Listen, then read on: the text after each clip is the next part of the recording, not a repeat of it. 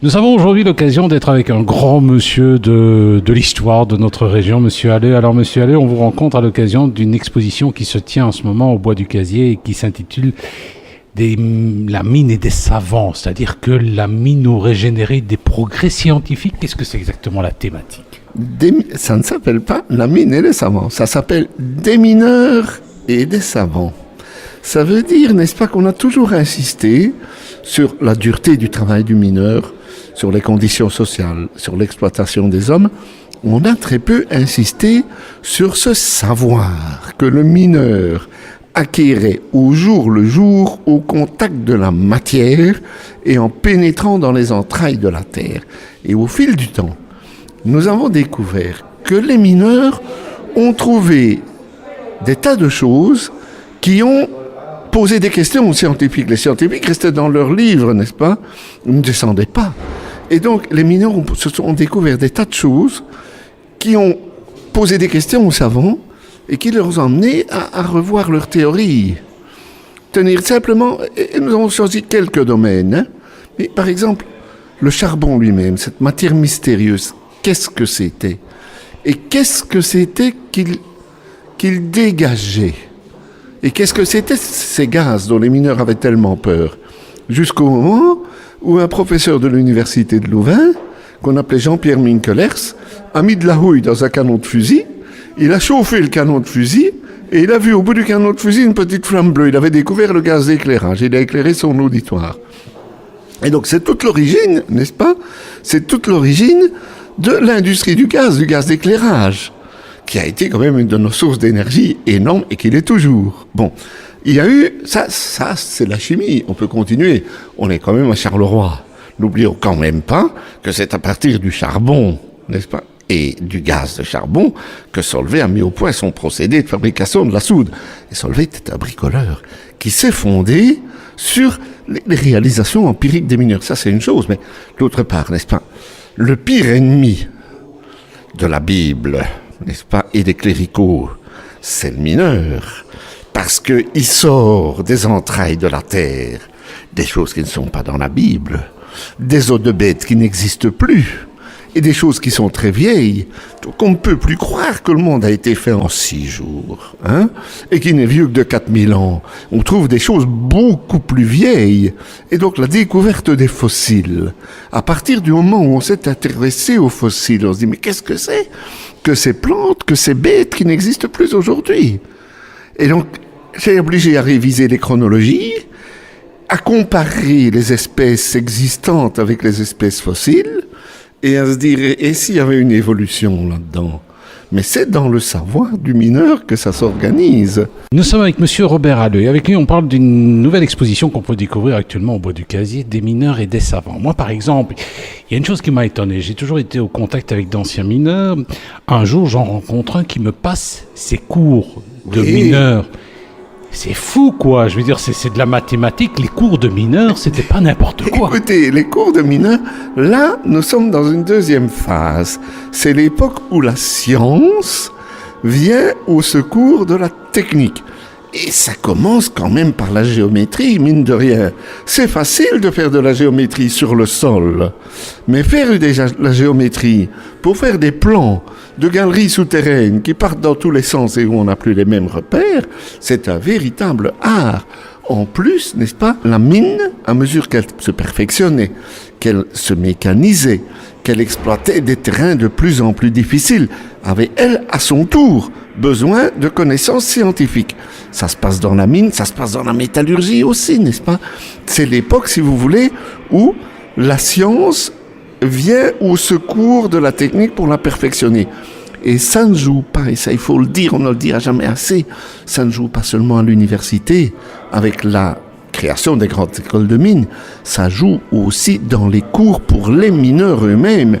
Et c'est toute la force, n'est-ce pas, de notre enseignement technique. Nous sommes quand même à Charleroi, où il y a une université du travail. Eh bien, c'est là toute la force de notre enseignement technique, Si la Wallonie a été une puissance industrielle, monsieur, elle le devait sans doute à ses ressources naturelles, mais elle le devait surtout à cette ossature humaine qui étaient les travailleurs formés par son enseignement technique. Nous sommes avec Robert Halleux, historien hyper passionnant, et on découvre avec lui l'exposition des mineurs et des savants qui se tient actuellement au Bois du Casier, l'occasion de découvrir que les mineurs, c'est pas que des bourrus, c'est aussi des types qui avaient un savoir technique, un savoir scientifique.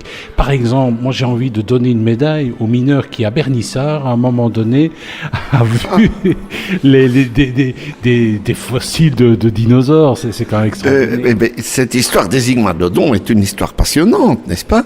Et c'est beaucoup plus vieux que ça. Les mineurs trouvaient des ossements et disaient « ce sont les ossements de géants ». C'était des choses, bon, c'est vrai que dans la Bible, on parlait un petit peu des géants. Et puis à Bernissart, on a trouvé des pièces que l'on pouvait remettre ensemble, d'une bête qui n'a jamais existé. Et donc, une bête qui a existé, mais dont on n'a jamais parlé dans aucun texte. Et dont on ne parle surtout pas dans la Bible, n'est-ce pas, les iguanodons. Et donc, il y a eu là de véritables découvertes. Il a fallu les reconstruire. Et c'est toute l'origine des grands sauriens du tertiaire, n'est-ce pas? Et de toute cette dinosaure-mania que nous avons maintenant. Mais c'est beaucoup plus important que ça, parce que cette reconstruction des dinosaures, donc des iguanodons, par Louis Dollo, n'est-ce pas? Ils ont fait ça, comme vous savez, dans la chapelle de Nassau, parce qu'il fallait une annexe de la bibliothèque royale, parce qu'il fallait quelque chose de grand pour le faire. Quand ils ont trouvé ça, ils se sont dit, nous avons ici une pièce maîtresse pour la théorie de l'évolution. En réalité, Mineur et Darwin, n'est-ce pas, c'est main dans la main. Donc moi, je leur donnerai en effet une médaille. Ces hommes ont fait progresser la science de la paléontologie. Donc, si vous voulez, les mineurs, n'est-ce pas, par les données qu'ils ont acquises au contact du sol, par rapport aux savants qui ne connaissaient le sous-sol que dans les livres, ils ont fourni des matériaux, des problèmes, des solutions.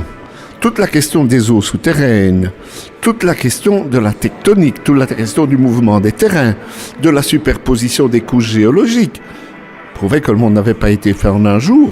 En réalité, nous avons là ce que je dirais pour résumer, n'est-ce pas, l'impact des savoirs de production, c'est-à-dire du savoir de l'ouvrier, sur les savoirs d'interprétation, c'est-à-dire ceux du scientifique. Nous sommes avec Robert Halleux, qui est historien, et grâce à lui, on peut découvrir une superbe exposition des mineurs et des savants, qui prouve que les mineurs ont quand même eu un rôle important dans le progrès scientifique, le progrès social aussi. Alors, monsieur Halleux, il y a quand même une chose que je me demande. Dans la mine, il y avait évidemment des ouvriers, mais aussi des ingénieurs. Qui observait le mieux? Qui avait plus, je dirais, le feeling? C'était très intéressant, ce n'était pas seulement dans la mine. N'oubliez pas que quand on a créé les écoles des mines, sauf celle de Mons, mais les écoles des mines de Liège, n'est-ce pas, c'était non pas pour les envoyer dans les entreprises, c'était pour les mettre dans les grands corps de l'État, le corps des mines, qui étaient des fonctionnaires, qui étaient chargés de la supervision, et notamment de la surveillance pour la sécurité. Et donc évidemment, eux, ils avaient une formation de base très forte en physique, en mathématiques, n'est-ce pas, en mécanique. Mais quand ils descendaient, et plus ils descendaient, plus ils devenaient expérimentés. Et quand vous lisez les cours d'exploitation des mines, on le voit, tous ces théoriciens qui arrivaient dans la mine, eh bien, et ils devaient enrichir ce qu'ils avaient appris à l'école par le contact quotidien avec la pratique, n'est-ce pas? Et ça dans tous les domaines, aussi bien dans la géologie, la paléontologie, dans la chimie, mais aussi dans tous les problèmes de l'hydraulique. Parce que n'oubliez pas que le principal ennemi du mineur, c'est l'eau. Nous étions avec monsieur Halleux, et avec lui on a parlé de cette exposition qu'on peut découvrir en ce moment, des mineurs et des savants, qui nous prouve que les mineurs ont apporté énormément à la science. Est-ce qu'il y a plus de mines chez nous, mais il y a encore des mines ailleurs? Est-ce que les mineurs, ils découvrent encore des trucs qui peuvent nous intéresser? Oui, mais non, tous les métiers changent. Un métier ne reste jamais le même. Mais le savoir du mineur, il s'est maintenant transposé aux grands travaux souterrains et aux grands travaux de génie civil. La connaissance du sol, la connaissance du sous-sol reste toujours indispensable. Qu'il s'agisse d'exploitation des ressources naturelles, on pense ce qu'on veut, du gaz de schiste, mais c'est une métamorphose du métier de mineur, mais qu'on pense surtout à ceux qui ont creusé le tunnel sous la Manche avec les grands tunneliers, c'est, n'est-ce pas, le dernier avatar du savoir du mineur. On ne dira jamais assez qu'on a beaucoup insisté, voyez-vous, sur la différence entre le capital et le travail. Mais il y a un facteur qui est important et qui fait toute la noblesse des métiers manuels, c'est le savoir.